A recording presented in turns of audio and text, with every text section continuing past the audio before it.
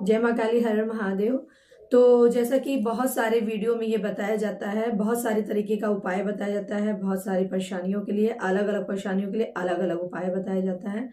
तो सारे लोग अपने भक्ति के अनुसार उपाय अच्छा ही बताते हैं, सही मार्ग दिखाते हैं आपको। लेकिन अगर बहुत लोग को बहुत सारे उपाय काम नहीं करते हैं तो उसका जो वजह होता है वो आप खुद होते हो, क्योंकि आपके अंदर विश्वास की कमी होती है, या तो फिर आप ये सोच लेते हो कि सामने वाले ने कहा है हो जाए।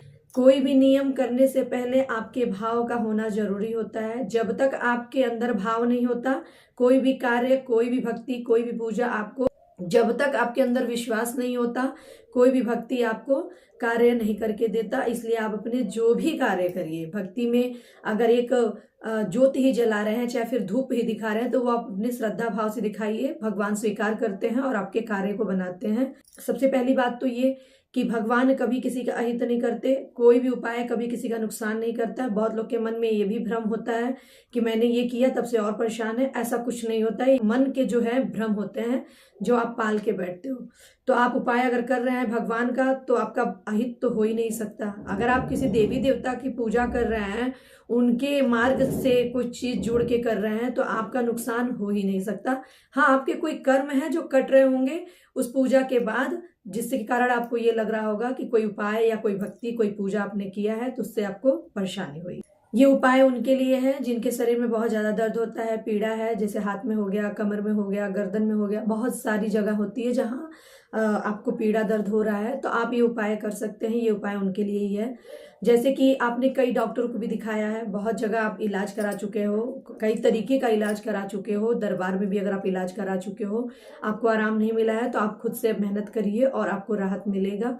ये बाबा जी का जो है एक नियम है, जैसे कि हनुमान जी बाबा जो है उनका ये नियम है, आपको ये करना है।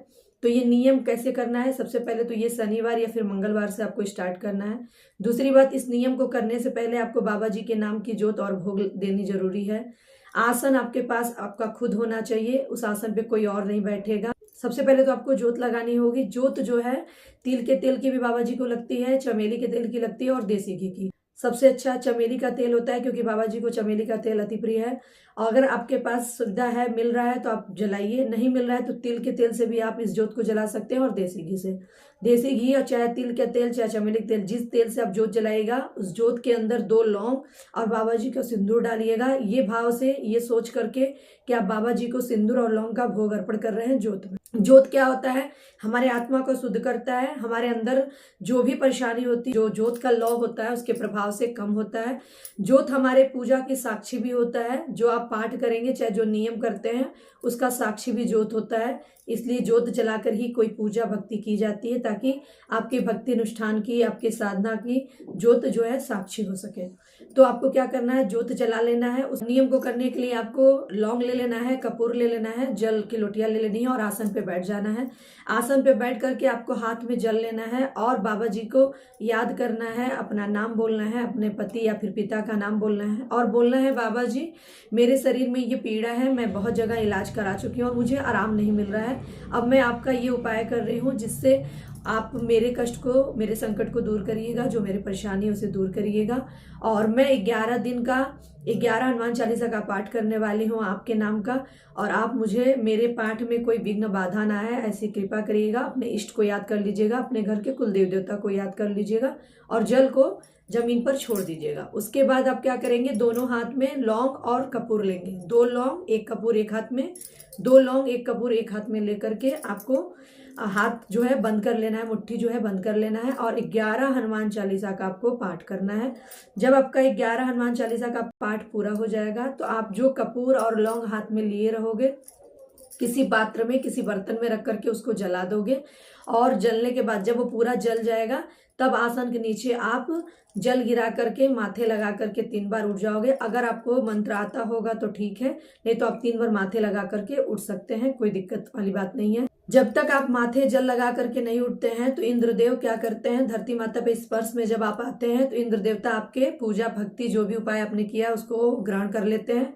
इस कारण भी बहुत सारे बच्चों को लाभ नहीं मिलता है। तो कोई भी उपाय करिए, कोई भी पूजा करिए, तो जल गिराकर धरती माता को प्रणाम करके माथे लगा करके ही आपको उठना रहता है।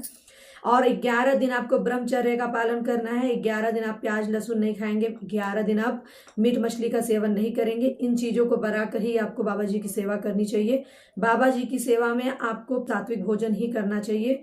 अगर आप व्रत रख सकते हैं तो व्रत रखिए, नहीं रख सकते हैं कोई दिक्कत नहीं, सात्विक भोजन करिए और बाबा जी की सेवा श्रद्धा भाव से करिए। आपको ये उपाय आपके शरीर में जो भी पीड़ा है उसको कम करेगी। 11 दिन के अंदर ही आपको पता चलेगा। जब आपको आराम मिल जाता है तो आप इस पूजा को आगे भी बढ़ा सकते हैं। 21, 51, 108 चाहे 101 दिन भी आप कर सकते हैं, वो आपके श्रद्धा के ऊपर है। क्योंकि मैं तो कहूंगी कि जब भी किसी को कोई फायदा हो तो उस चीज को कंटिन्यू करना चाहिए, छोड़ना नहीं चाहिए। बहुत लोग क्या करते हैं कि जितने दिन का उपाय बताया जाता है, आराम मिलता है, छोड़ देते हैं। ऐसा नहीं करना चाहिए। अगर आप उस चीज से आपको आराम मिला है तो आप छोड़िए नहीं। आप हो सके तो हफ्ते में 1 दिन कर लीजिए, समय है तो आप 2 दिन करिए, नहीं समय है तो हफ्ते में 1 दिन करिए। लेकिन आप इस चीज को, जिस चीज से आपको फायदा होता है उस चीज को आपको करना चाहिए, ताकि आगे भी आपको लाभ मिलता रहे। बाबा जी आप पे कृपा करेंगे और बहुत जल्दी आपको आराम मिलेगा। जय मां काली, हर हर महादेव।